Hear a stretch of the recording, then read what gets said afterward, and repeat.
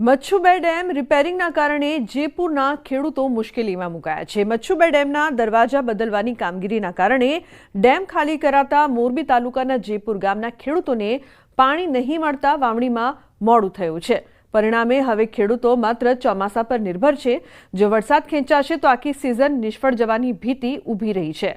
મહત્વનું છે કે જૂન આસપાસ ખેડૂતો વાવણી કરી દેતા હોય છે, પરંતુ આ વર્ષે મચ્છુ ડેમમાંથી પાણી મળ્યું નહીં। હવે વરસાદ શરૂ થયા પછી જ વાવણી શક્ય છે।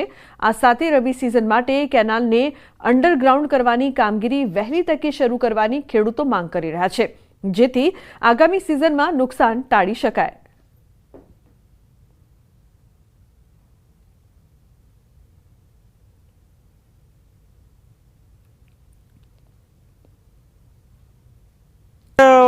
મચ્છુ બેનું પાણી નતું મળે એમ, કારણ કે દરવાજા રિપેર કરવાના હતા ને, એટલે પાણી કાઢી નાખ્યું। દરવાજા રિપેર કર્યા પછી ટાઈમે તો પાણી ભરાય નહીં નર્મદાનું, એટલે પહેલી તારીખ પહેલા જો મળ્યું હોત તો વાવી શકે, પણ હવે એ સ્કોપ વયો ગયો છે, બરાબર। હવે તો આ બીજો સ્કોપ એ વરસાદ થાય 15 જૂન પછી થાય, અને 25 તારીખ પછી જ વાવણી થાય છે। 15-17 વાર થયા અમે લખી તારીખે, એ સિવાય તો કઈ હે નહીં।